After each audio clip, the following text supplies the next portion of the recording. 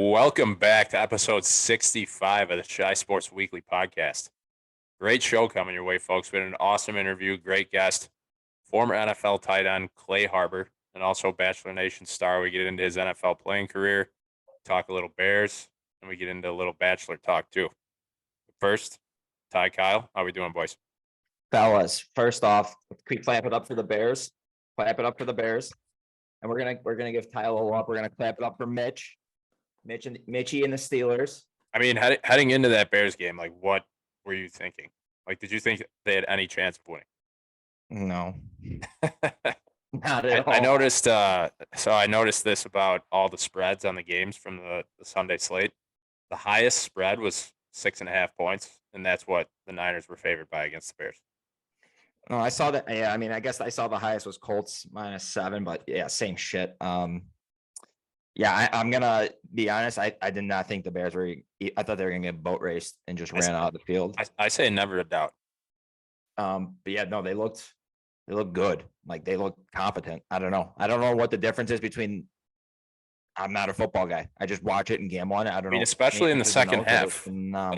Clay hits on it a little bit in the interview, but they did kind of open up the playbook. They were very conservative in the first half, and then it was literally just flip of the switch in the second. Yeah, I loved it. Honestly, anytime like that, I think that Justin Fields touchdown was like with 5 minutes left in the third. Yep. Whatever it was. Honestly, just watching that play, I was like, oh my God, this is at that point you're like, we're winning this game. I hammered a Super Bowl future. Just started hammering the Bears. And the defense looked great. The Flus is on the loose. On it, yeah. Seriously, he is. It was fun watching that game, though. I think watching like a shitty weathered game like that is like just so fun. It really is. It's good family fun, is what. Just getting. I mean, it's only one game, but getting winning football back in Chicago, it's what this city needs. We're 1-0 in our last one. That's all you can ask for. 4-0 in our last 4. People forget that. Preseason count. Took me a second there. I was like, I don't know if that's right, but should we kick it over to Clay? Yeah, I mean, we're gonna dive into this heavily here. So, without further ado, Clay Harbor. All right, folks, we got an awesome guest on the show this week. Super excited to have former NFL tight end, local Chicagoan, Clay Harbor. Clay, thanks for joining us, man. Anytime, guys. Appreciate having me on. But no better way. I'd like to spend my Monday night. Definitely not watching The Bachelor. You're saying you're not watching Broncos Seahawks right now? Yeah, no. I was watching. I'm surprised Geno Smith hasn't thrown any. He's got two touchdowns, no picks right now. What's going on? I know. I have the over. He's dealing right now. I love it. I love watching. I texted my buddies. I was like, "Who took Seattle in the Survivor pool?" Yeah. I took Denver.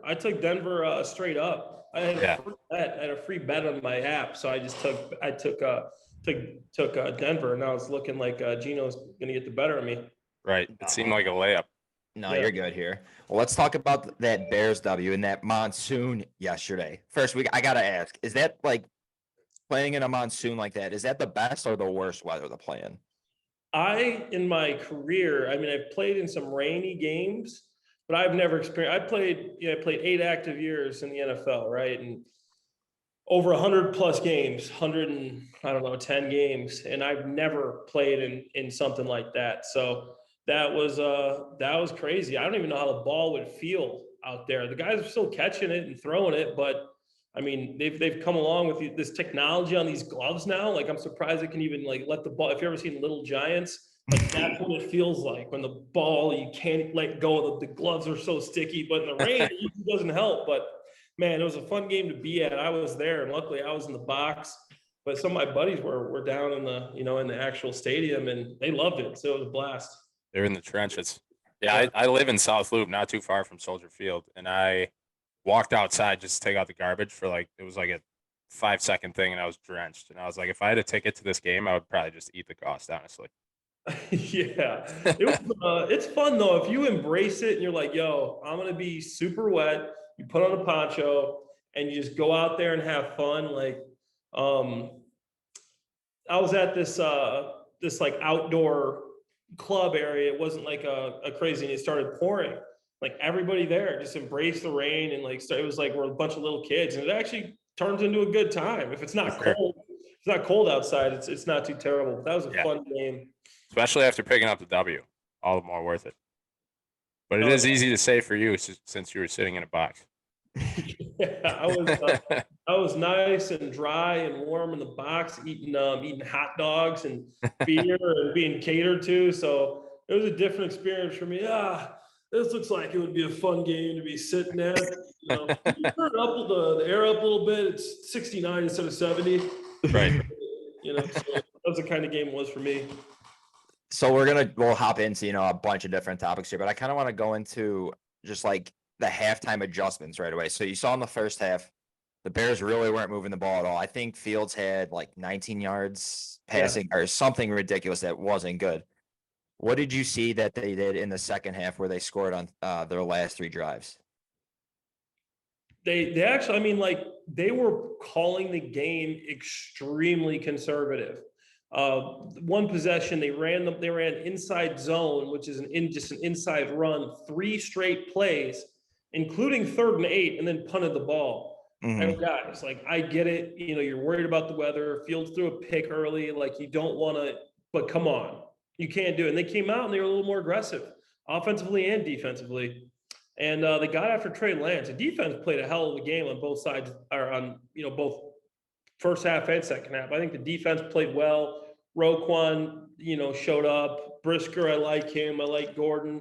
I like a lot of these guys, and I think they just came out more aggressive.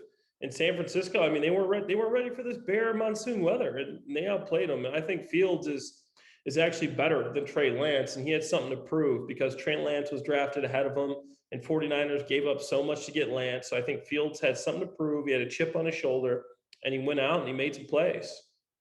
Yeah, for sure. I mean, it felt like a tale of 2 halves, but towards the end of the second quarter, you could kind of feel the tide shifting a little bit, and you could feel that we had them on their heels. Yeah, absolutely. Did you know that I think it was at the end of the first half, the 15-yard penalty that they got for bringing the towel on the field to dampen the sod? Have you ever heard of that before? Never heard of it. That's crazy.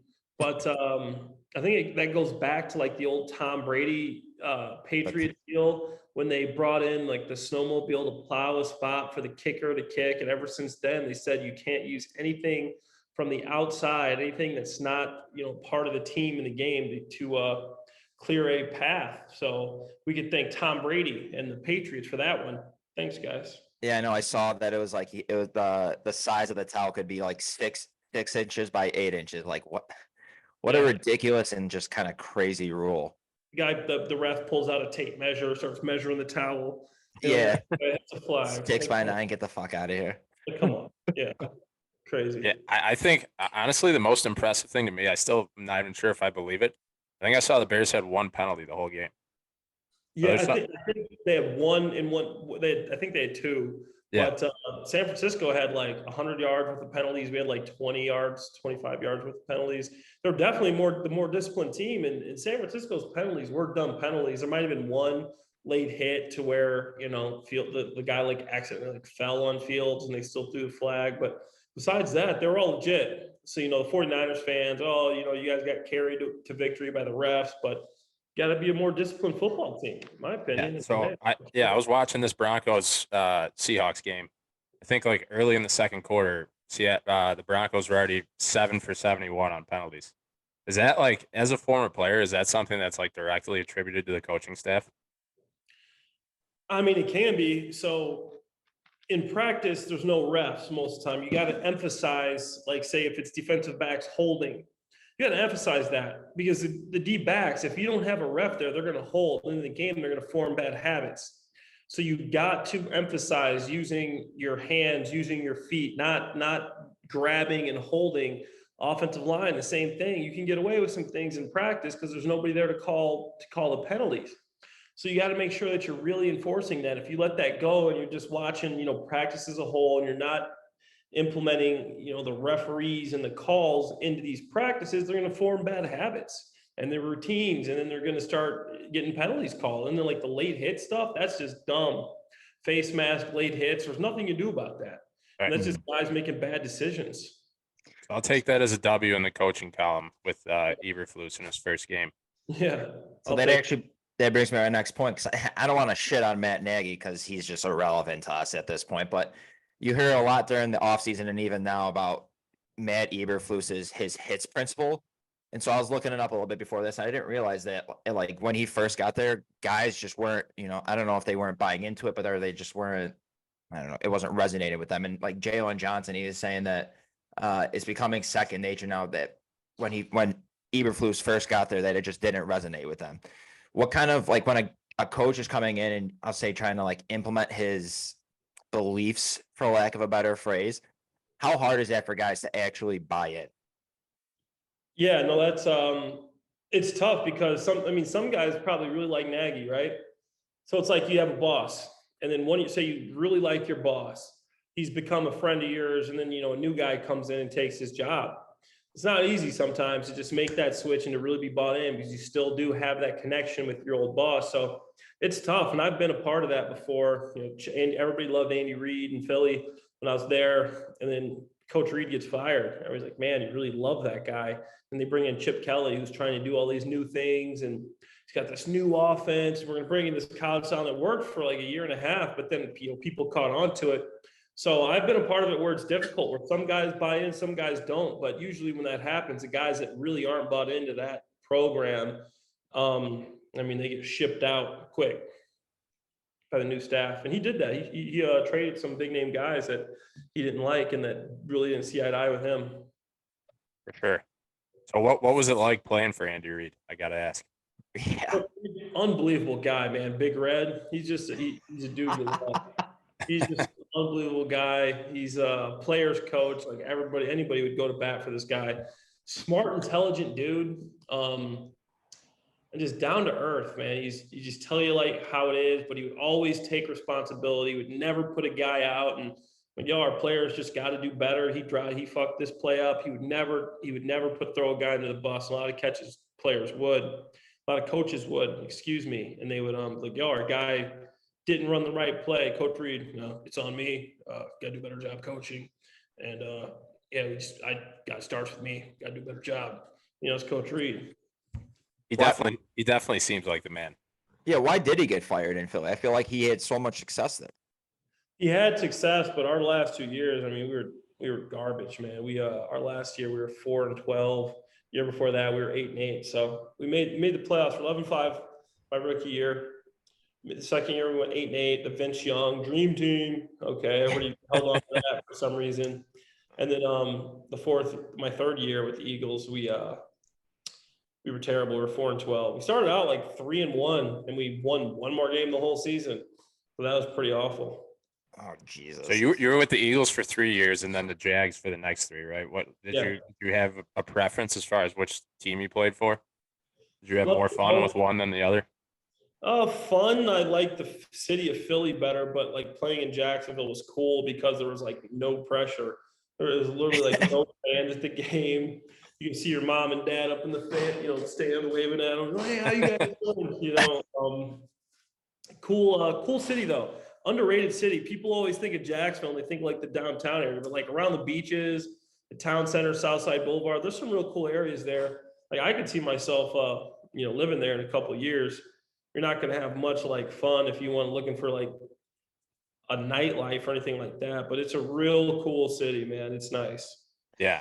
Being on the Atlantic coast, like you can't really complain probably. Yeah. Back in the day, I'm kicking myself for not buying out there because the price of homes like on the ocean. I almost bought a nice house on the water there, and looking at the price of that real estate now to what it was when I was buying it, it's like, wow, dude, you really messed up. Literally was so close to pulling the trigger. I'm like, I'll probably get traded or leave or something. I don't want to have this. Looking back, I'm like, wow, dude, you really dropped it. It's funny you say that because that was one of my questions for you. Like, just kind of being like, I don't know, on the fence or feeling like you might get traded. Did that cause you to just be like, all right, I'm just going to rent for a year and not want to necessarily buy a place? I was always a guy that I did have to fight for my roster spot. So I never bought because I was like never 100% sure where I was going to be.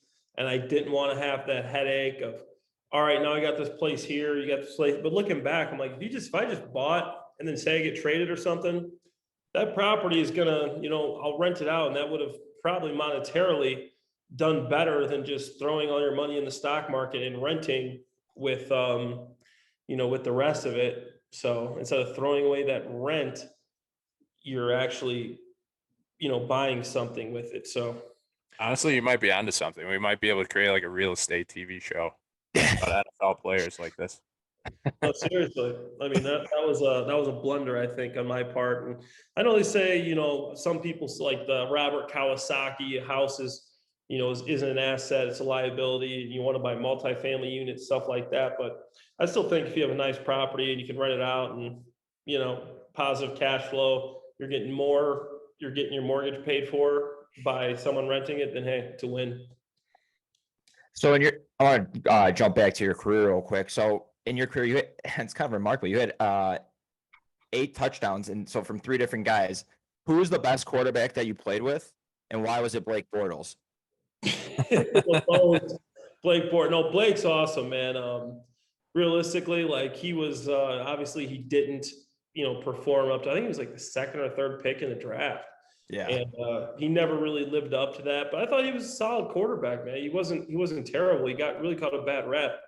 But I think what got him was just his personality. He was just an absolute bro. And you love a guy like that. He's just an absolute bro, and he's going to be himself. But like when you're a quarterback for an NFL team, they don't want you to be that guy, just to be like really chill, like you're a bro, and they don't see that as a leader. So I think his personality like got the better of him there. But dude, Bortles was awesome. I got some funny Blake Bortles stories. Yeah, I'm looking at his numbers here, and not to say that he's like a great quarterback, but he's definitely not terrible. I mean, what was it in 2017? He led the Jags to the NFC Championship game. I mean, how does this guy not have a job? Should have made the Super Bowl actually that year. There was that big Miles Jack fumble. Yes. Yes. They had a crazy defense that year too. Crazy defense. No, Blake was he was a solid player, man. Good dude. I really liked the guy. The guy liked to have fun.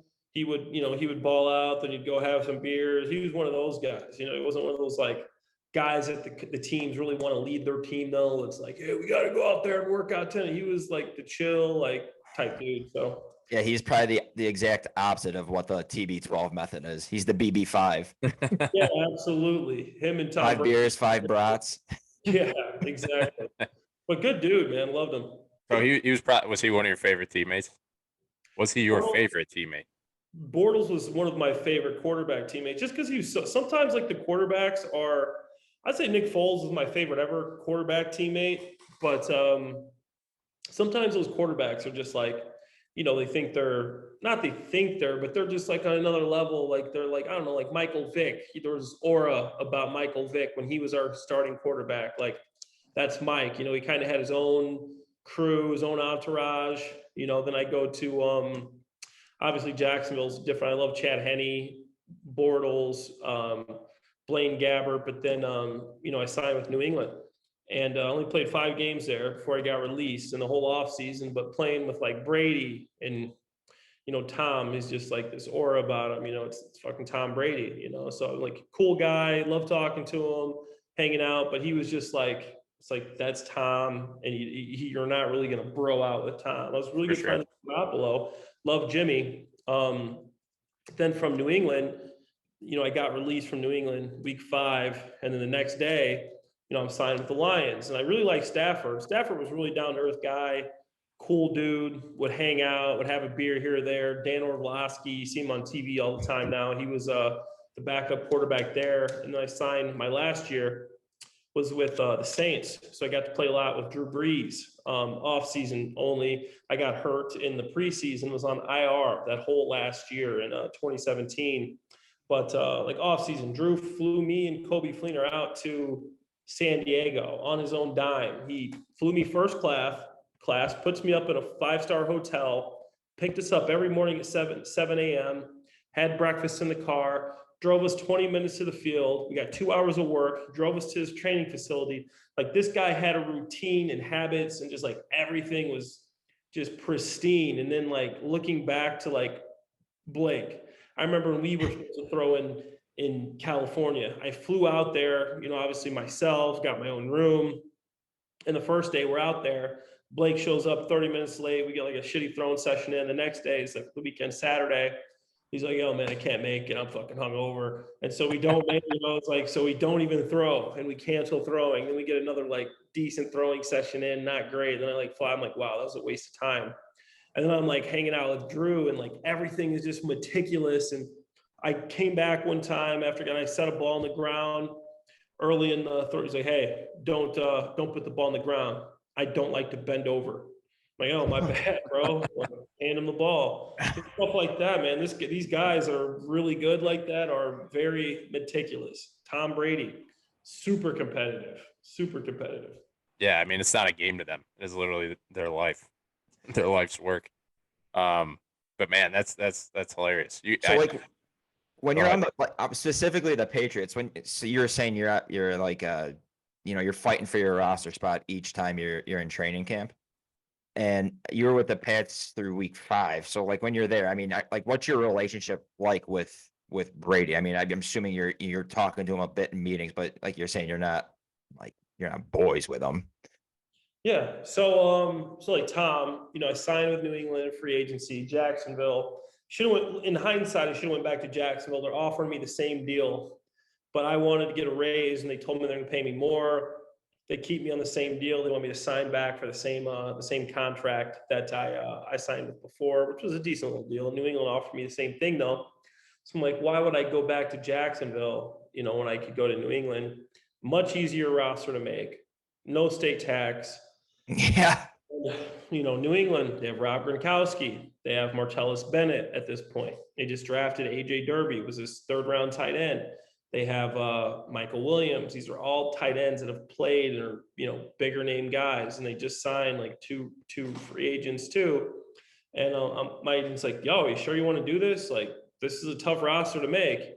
But in my mind, like back in like football, I was like, in my mind, I think I'm the best, right? That's how all the players are. And I never got to show that on the field, but like in practice, I'm playing against these guys in Jacksonville. The games I started, I did very well. In practice, I'm murdering these guys. Same with Philly. Like if I could have just put it together in a game, I knew I'd be better. So I'm like, yo, I'm gonna go to New England. I'm gonna be the number 2 tight end with Gronk. Like I'm not worried about Martellus Bennett. So I go out there, everything went as planned. I'm the number 2. I'm beating out me and Martellus. I ended up tearing, ended up popping both my adductors and had to get surgery right after OTAs. After I was getting the 2 reps, I was playing, as the second tight end with the ones. Me, Martellus, and Rob are doing a bunch of 3 tight end sets. They're talking about they're going to have a great 3 tight end set with all of us. Get hurt. So I finally come back like the second preseason game. I'm not full speed. My explosiveness not there. I'm like, dude, there's no way I'm making this team. I mean, I packed my bags, everything's gone. Like Derby, the young guy played really well. They're going to keep Martellus and Rob. And I was just out for too long. And we find out you're cut when everybody else does. So I'm just sitting there refreshing the computer, like looking at who's cut, watching TV. All right, the roster goes from 75 to 65. No, I didn't think that guy was going to get cut. Maybe I do have a chance. Who knows? It's waiting by the phone, 65 to 60. Okay, there's 7 more spots, and veterans couldn't be on the practice squad or anything like that back in the day. There's only 7 practice squad spots, no veterans.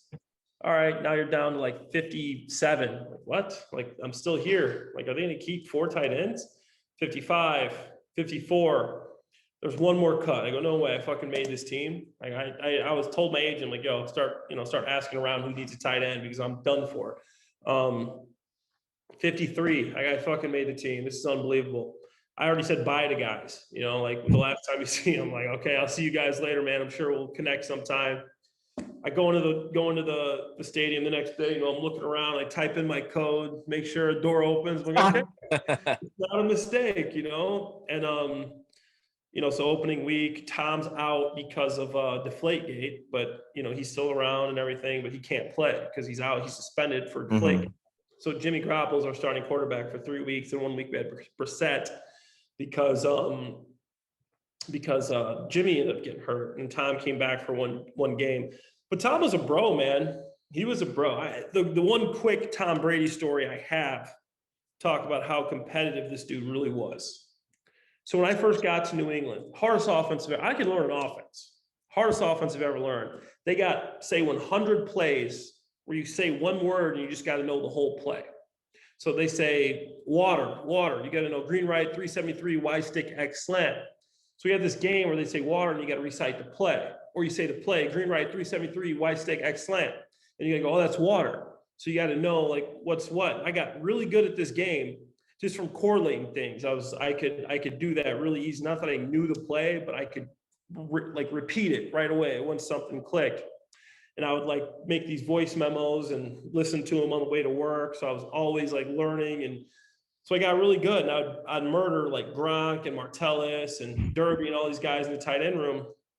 And one day Tom walks in, it's meetings like early in training camp. And he's like, yo, Gronk, like we're going to run this route today, but like running a little deeper behind the linebackers because those assholes are cheating.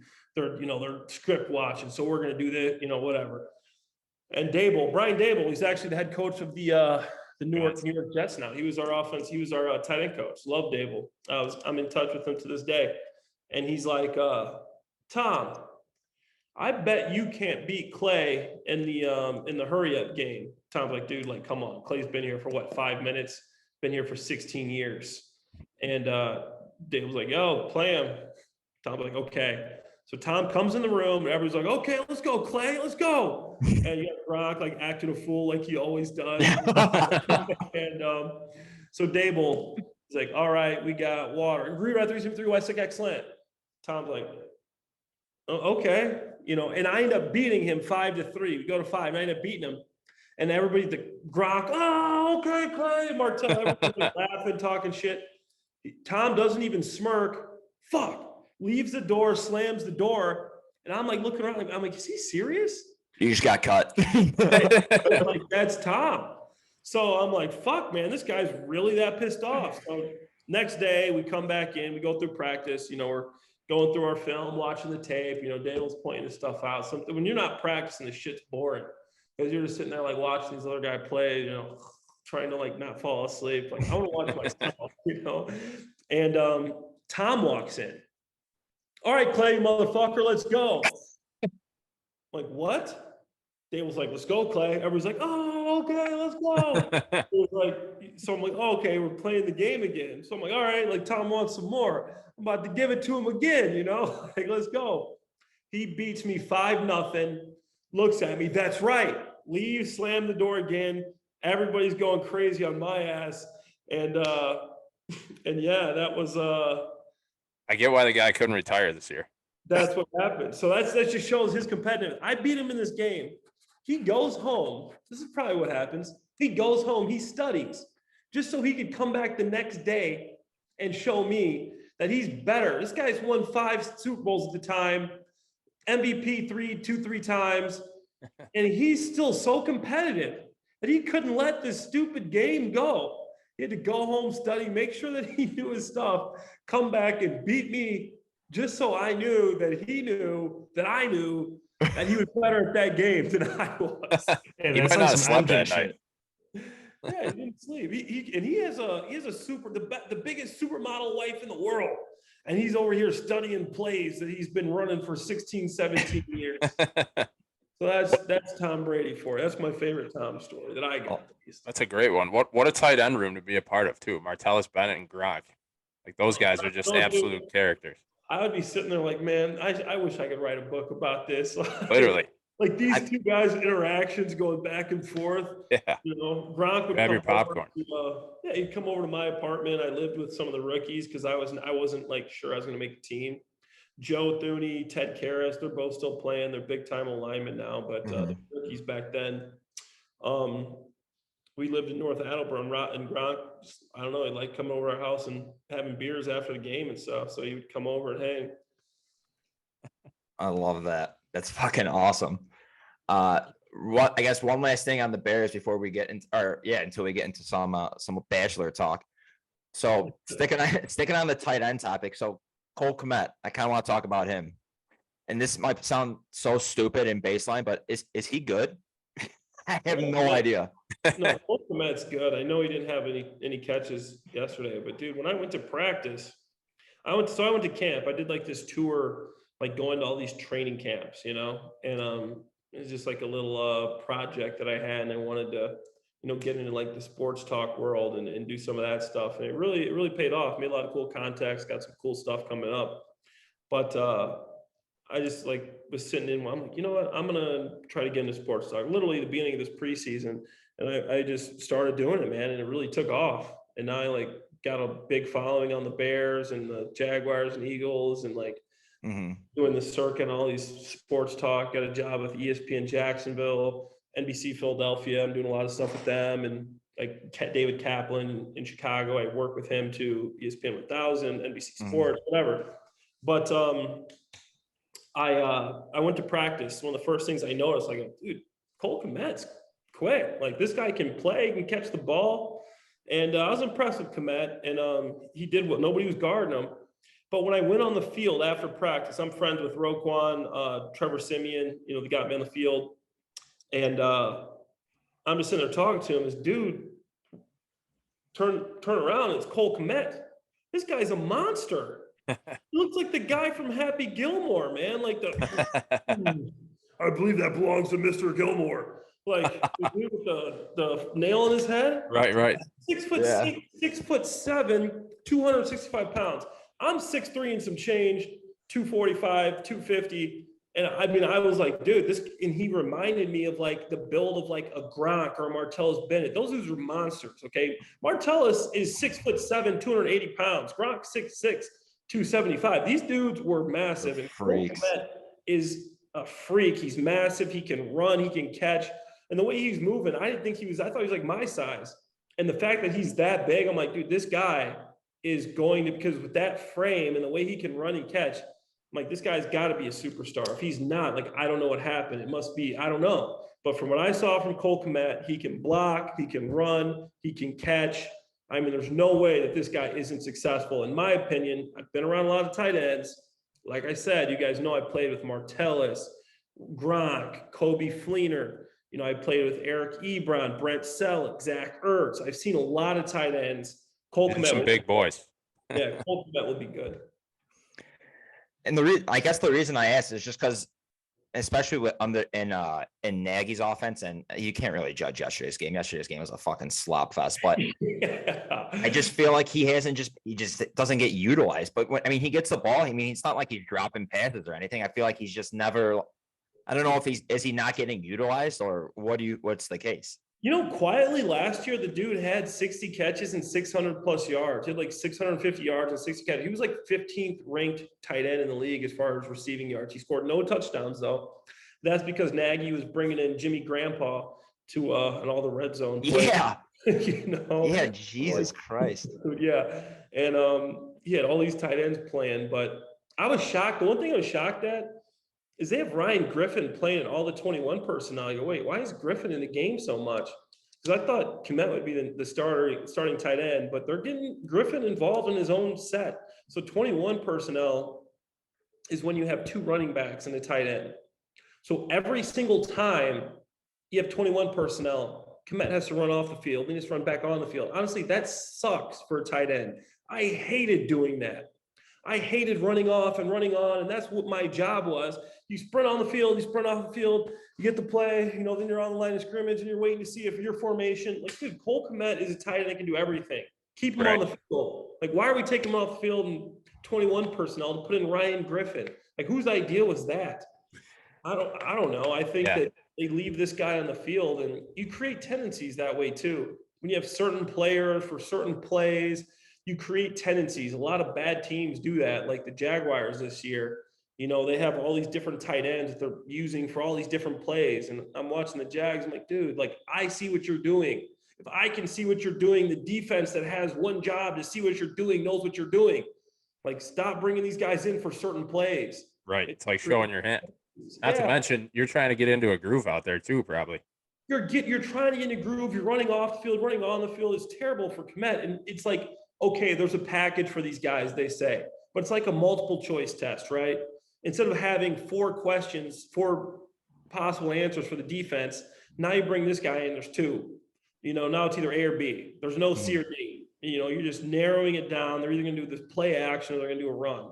Your whole playbook isn't opened up. And for me, I don't like when you create tendencies. And I think that as many analytics as there are now, coaches think they're so smart. But dude, analytically, you're going to start utilizing a specific play of a specific pass tree and a run tree that you're going to use when this guy's in the game. And once they crunch all those numbers and put it into some, software, there's going to show like whatever you do. And then they're going to show that to the middle linebacker. They're going to see, okay, so now that this guy's in the game, this is what they typically run. And then this guy's going to have an idea and he's going to look for it. It's just a game of inches, right? So I don't like any of that stuff. It is crazy to think about all that science that goes behind it. So like when when people are yelling water on the field, for example, in the with the Patriots calling out plays, like when you go to a different team or guys go to a different team, I'm assuming they have to change all that up in the offseason, right?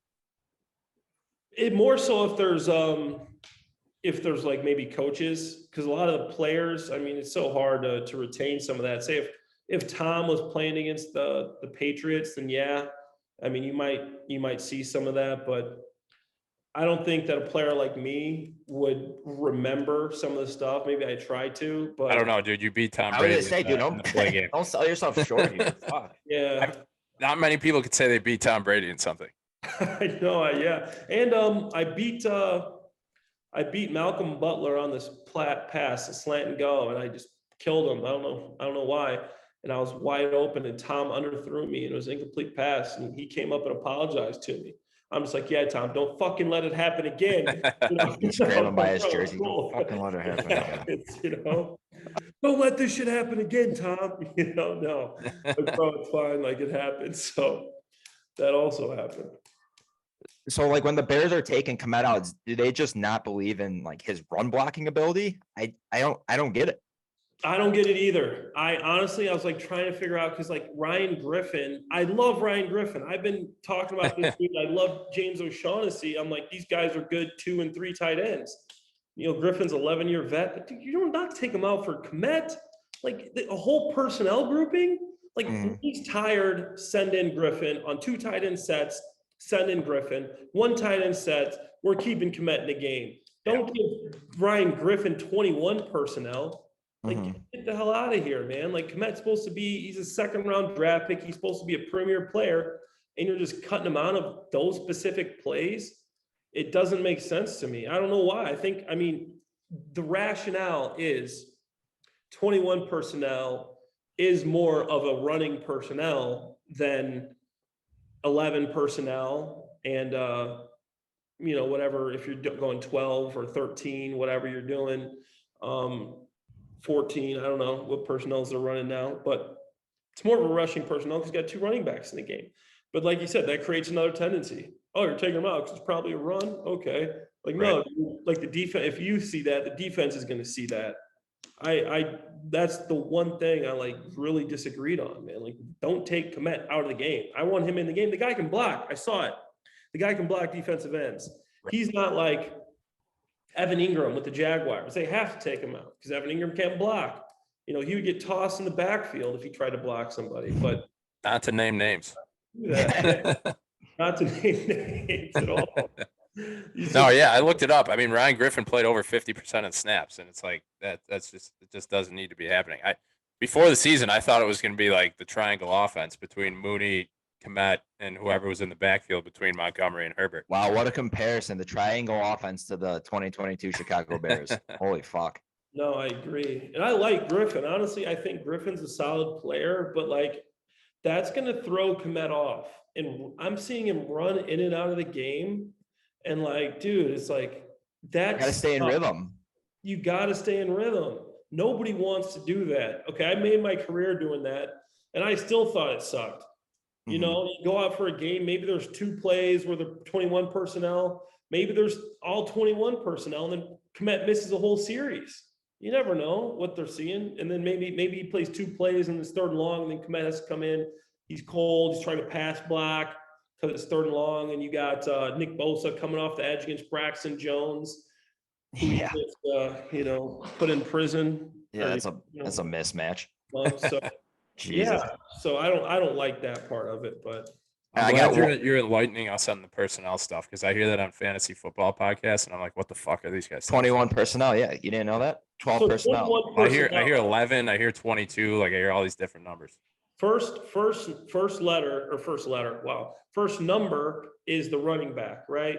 So 11, one running back, 12, one running back, 21, two running backs, one tight end.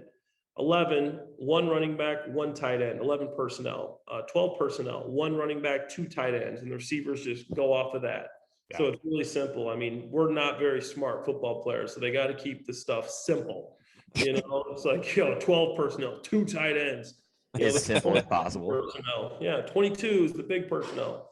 So some people have, like Andy Reid uses names. So Tiger, that's two tight ends. Zebra, that's 11 personnel. So, Zebra's 11 personnel. So some people use the names, but I'd say most teams use the actual, numbers. All right, so this is actually my final Bears question, and this is a good one. You're gonna like this one. Yeah. How good is Justin Fields? Man, I've been really trying to figure this out, man. I was talking his ass up all off season training camp in that game. I'm like, this is not looking good because he started off. I mean, obviously it was the monsoon, but They couldn't move the ball for a while there. It was 3 and out after 3 and out. And he's so hard to judge because he's a guy that he doesn't play typical quarterback. He's not a guy that's just going to drop back 1, 2, 3 out, 1, 2, 3, 4, 5 out. And that's what people judge him of. Oh, he's too long throwing the ball. You got to really, this guy isn't going to get the ball out as quick as Tom Brady or as quick as, Joe Burrow. But here's the thing, Joe Burrow and Tom Brady don't run 4.4 40s. Right. So that play where Fields scrambles around and, finds a guy, it's tough to grade. Because the football I'm used to, my quarterback was, you got a guy like Foles or a guy like, your boy, Blake Bortles, those guys aren't going to be able to 3-step drop and get it out, basically. Yeah. Yeah. But I think he's good. I think he's going to keep getting better at throwing the ball. And if he's just average at his 3-step, his 5-step, his 7-step and out, and average at his vision, his athletic ability is going to make him elite. Because I can count at least 3 or 4 times from the game yesterday where he extended the play by getting out of the pocket, and great things happened because of it. So good at that. I would like to see him use some more zone read stuff. Agreed. I don't know, like Jalen Hurts runs a really good zone read, and I know Fields is much more explosive and much faster than Hurts is. So I'd like to see him use that because you're getting rid of a defender there. You're using him with the option and you're gaining a blocker if you use some of the quarterback run stuff. I know you don't want to overuse that because that's how your quarterback gets work. But I think down in the goal line, the red zone, and could be some ways to implement that. And I think Fields is up for it. My final question for you, football related, before we get into a little Bachelor talk. We always do like 15 final questions. It's an old podcast. Just give us a score prediction for next week at Lambeau. The Bears are 9-point dogs. And the ESPN matchup predictor has 90% probability that the Green Bay Packers win the game. I love that. But I love being the underdog. And I called the Bears this week. I mean, everybody in Chicago was like, oh, yeah, the Bears are going to win. Did we really believe it? I don't know. I don't know if I really did, but, we certainly were not saying that. We'll say you did. We believed you. I thought I took the spread for sure, and I was saying that they were going to win, but the Bears aren't going to. It's going to be a close game. They're going to be competitive, and I think the same thing in Green Bay. So it's a trap game. The Bears are coming off a big win. Aaron Rodgers is throwing to to some random high school kids. It looks like they can't catch the football. So I don't know. I don't know why it's a 9-point spread, but in my mind, I think the Bears can win this game. The defense is looking good. It'll be a much better game. It's not going to be cold, right, or in anything in Lambeau. So I think this is going to be a big game for the Bears to utilize their offense. They didn't get to utilize this week. They didn't show much because it was the Monsoon Bowl. So they really don't know what the Bears are going to do. I'm going to say Bears 24, Packers 21. Let's go. Game. I'm taking the Bears with the second upset. And then the media is going to have to start recognizing this one and not saying that it's just the rain and the Monsoon Bowl. Trey Lance is a rookie. So I'm going Bears with the upset. Luke Getzey revenge game. Love that. Luke Getzey, Equinini St. Brown, Lucas. Hey, if you could beat a pissed off Aaron Rodgers at Lambeau Field on Sunday Night Football, they might be able to beat anyone. I don't know. That would be huge for the whole city, man. Massive game if they can win that. Hey, I know we were going to talk about The Bachelor. Wasn't Aaron Rodgers his brother on The Bachelor? Jordan Rodgers, yeah, he was. How many seasons before you were on was he on? Was it a while before? I don't know. He was like 2 seasons before me, maybe. He wasn't too far. Now, was he the actual Bachelor or was he just one of the guys on the show? He was one of the guys, but he won. Like he married the girl. He's married now. Like he won. Yeah. Really? He actually like is still with her too? Yeah. I can act like I know too much about the show, but isn't her name JoJo? JoJo. Honestly, she was the most attractive Bachelor in history, in my opinion. She was a smoke show. Yeah. They're married, man. They're like one of the only success stories from actual Bachelor Nation. Yeah, I mean, he's not an ugly guy himself, so I mean, I guess that makes sense. Like So how did you get like roped into The Bachelor? I mean, so his post-playing career, I'm assuming, or was it during your playing career? Honestly, it was during my playing career, but my thought was, like, dude, I just got hurt with the Saints. Like, I don't know how many years I got left. I've played 8 years at this point. I just broke my wrist and my toe in the same game, went on IR for the whole year. So, it was in the off season. I'm like, this could be something cool. Like, what's the worst that could happen? You go on a dating show. I'm like, maybe it could lead to some like media stuff, or I don't know. And afterwards, and see what happened. I didn't even know anything about the show really. I mean, I've flipped past it before, and I decided last minute to do it. One of my buddies had tried out before and didn't make it on the show, and a casting lady came by and was like, if you want to, she like randomly saw him in the city, was like, hey, you should try out again. Like, we really liked you, but we just didn't, it was like, we didn't think you were fit for our girl last time. And he's like, he's his wife now. He's like, I got a girlfriend now and they're married. So I can't, but he's like, I got a couple buddies you might like. And she was like showing him pictures, like, oh, I like this guy. He's like, well, that's my buddy Clay, but he plays football. I'm not sure. Like, oh, we could work with him. We could make it work for his schedule. And he basically asked me to come on. And I was like, yeah, why not? I literally went on The Bachelor and it freaking hurt, which was ridiculous. So how long were you there for? Honestly, I was only there for like 2 weeks. Okay. So when you're watching really? the show, it feels like these people are there for like 3 years. Yeah, like Paradise was only like 19 days, man. Like people are like, oh, it's like week 2. It's like literally you're there for like 19 days, but it feels long when you're there. At least Paradise does. Honestly, all of it does. You have no phone, no TV, no radio, nothing. So all day you have nothing to entertain yourself but like talking to these people. And literally there's nothing to do. No phone, no TV. You don't go, they don't, there's no gym. Like I'm outside running, doing push-ups and stuff. Wait, they have no gym there? No gym. I brought on Paradise, I brought bands at the mansion. There's nothing. I brought bands and there was like a hill out back and I would just work out whenever I had time. I mean, 2 weeks. So you're I don't know where you went, but you're basically just on like a 2-week vacation at that point. Yeah, 2-week vacation pretty much. You're in The Bachelor, you go to the mansion, which is, it's really, honestly, it's not even a mansion. It's like a house and you're in bunk beds. It's not like nice at all. You're in bunk beds with other guys, like a bunch of other guys in the house. Like it's weird. Like everybody's snoring and farting. Like there's a bunch of guys in the room. There's really like 10 guys in the room. I was sleeping. And I'm like, dude, like I am too old for this stuff. Like, dude, I've played in the league for 8 years. I've made like enough money to like not do this. I'm like, what am I doing here? Yeah. And, like, dude, like Then you broke your wrist on purpose and left. I ended up breaking my wrist, not on purpose, but people didn't realize this, but I had, like I said, I broke my wrist the year before with New Orleans. I had to get surgery. Doctor cleared me, but the guy never fixed it. It was never healed. So the first time I did anything with it I was like, okay, like, I wasn't going to play. I was just throwing passes. At the end of the game, I'm like, all right, let me just go win this thing and run over this male model and this dictionary salesman, from Connecticut. And first thing I did was I stiff armed a guy and like, oh yeah, this thing's definitely still broken.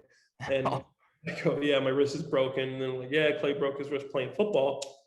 So I leave. I have to leave the show. She wanted me to stay. They tried to get me to come back, but I had to get surgery. They actually had to fix it because it was never fixed. Right. Fix the wrist. And then they're trying to get me to come on Paradise that year. Like, we want you to come on Paradise because chance that we want to make you our Bachelor. People love you, but you got to come on Paradise because you didn't have enough time on the show. Wasn't getting any calls at this point. So I go, okay, I'm gonna come on Paradise. They came to my house. They did the pre-episode, like filming, you know, my mom, me, like what I've been up to since the show, like the rehab with my wrist. A day before my flight, I get a call from the Buffalo Bills, the 49ers, and the Giants. They go, hey, we want you to work out like right before training camp. And I go, fuck, man. I didn't realize I still had, like, I thought I was done. Like, I missed the whole season, my agent. I'm like, dude, like, there's nobody that's calling you, like, during the free agency craze. He's like, dude, everybody's like, you know, they're trying to go young and see what they got. So I'm like, dude, I really might be done. A month before training camp, all these teams want me to come play, try out, go for a workout. Buffalo Bills. First one, Brian Dable's the offensive coordinator now. My old tight end coach in New England loved me. He knew how talented I was before I got injured, and I was fighting for that number 2 spot.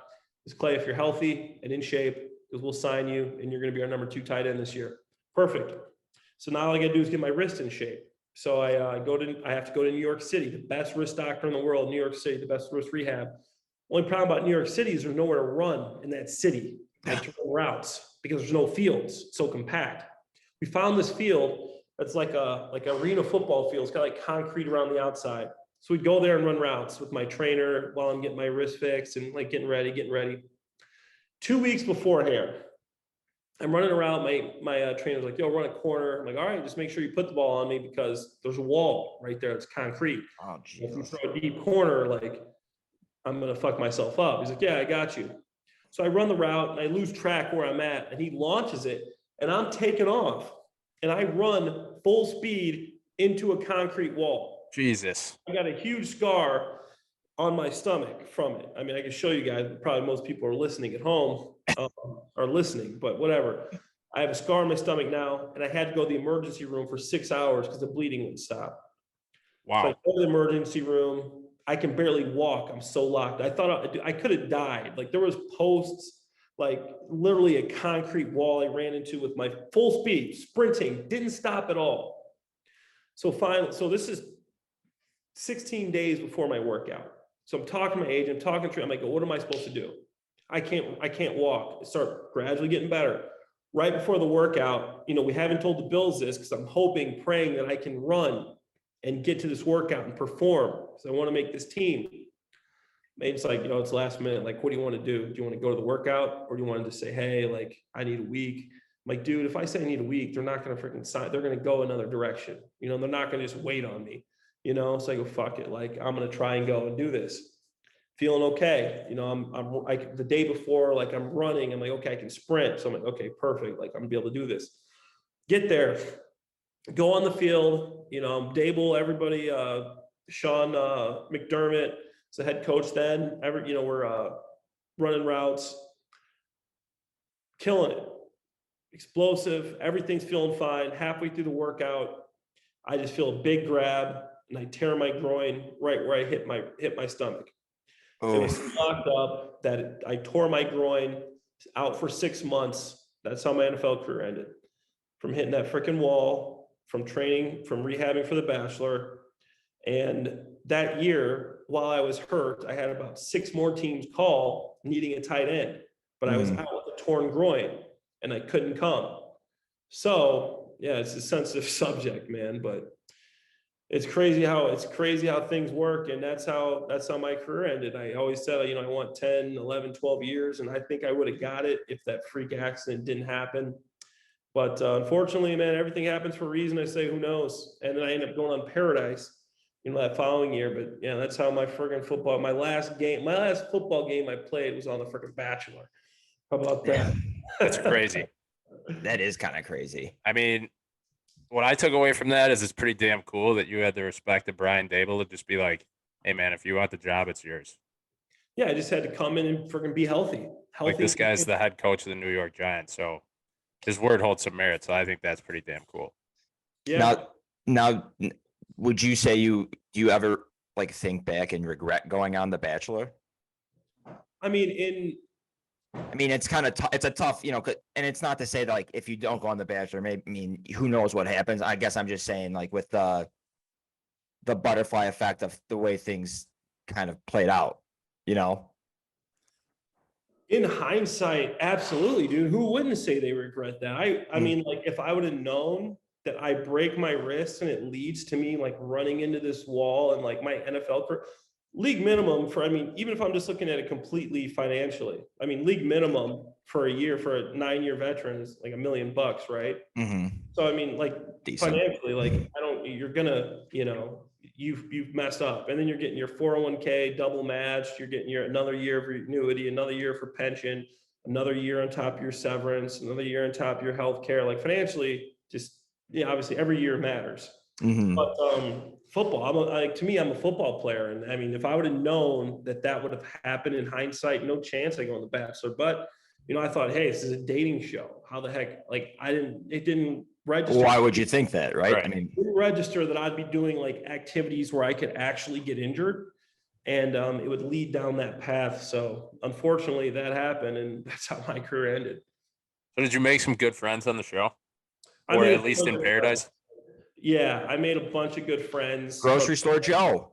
Grocery store Joe is one of my best friends. I was just at an engagement party. We've had a lot of fun. I got my cousin Andrew, who's a Chicago guy too. Maybe you guys could have him on. He loves talking sports on the show. Definitely. So there's some cool things that came from it, like It's the Chicago guys, man. They're the best. Yeah. Fucking right. But the show in general, I'm not a big fan of. I didn't know like all the little politics about it and how they can try to like edit something to make something look a certain way. And Yeah. it's like this whole group of guys. Like I respect football players, right? Because they actually have like done something with their life. Like some of these Bachelor guys, like they think they're like Leonardo DiCaprio. It's like, bruh, you went on The Bachelor. Like you got casted for a reality TV show. And it's like this competition, like who could like have a better edit and look better on TV and get more Instagram followers and like try to make money from like advertisements and stuff like that. Like, dude, I grew up with football players, played college football. Some of these guys live at home with their parents and they go on this show and like people are like, oh my God, he's like the best guy. I'm like, dude, to me, I respect guys that like have done stuff and like have a business and like not just have a track record. Yeah, and try to get famous by going on a TV show. And I know I was on said TV show, but to me, that whole world is something that I didn't realize like how it was. And like these producers are like try to manipulate drama and try to make someone look bad just for like a little bit of ratings. And it's like this whole like, I don't know. It's an interesting thing, which was a cool experience. I'll be able to tell a lot of stories, and I did meet some cool guys, some friends. Like if you guys met some of these dudes are weirdos, man. Yeah, just even looking at some of the job descriptions, these guys are pretty funny, like what they do for a living. And you could just descriptions are fake. They make these things up, and these people think that they're really like their job descriptions. Like nobody's job description is really like what they did. Like these guys, you think these guys would really have jobs if they went on like TV? Even like my best friends, like everybody's job description is BS. Like there's some guys that are actually legit, but like the majority of guys, like this stuff is like fabricated. It's all perception is reality. If you've ever heard of that, which is the whole. So that's why, like, I got to imagine, like you said, you made friends with some guys, but there's got to be some other guys there where you're just like, fuck, like I cannot tolerate. Who was the guy that I did he say he was like a golden retriever or he's like a puppy? He kept referring to himself as a dog or some shit like that. From my season? This is just I'm looking at Jordan. Jordan, yeah, that's a character right there, man. Like that's hey, but here's the flip side of that. Some of these guys take this Bachelor stuff and make millions of dollars. Right. Millions. They're not there for the right reasons. No, but hey, if you told somebody, if you go and you play this right, a guy that say you're a beer truck delivery guy, like one of my buddies was a beer truck delivery guy or something, I don't know. You tell these guys, you have a chance if you play this right there's 30 of you. 5 of you guys will make $1 million from this, and you're making $50K a year, you know, working hard, and all you got to do is portray yourself a certain way and go on this TV show. And there's guys that have made over in my season, other people's season, some of these deals, from some of my good friends, they will make $150,000 in one deal just to make an appearance and do an Instagram post. They'll make hundreds of thousands of dollars. Right. Even I don't have a big following. I'm not an influencer. I don't have a manager. I'll make 6 figures a year doing deals. And I don't even go after this stuff. If someone hits me up and they're like, yo, like, do you want to, like last week I went to the US Open with Evian Water.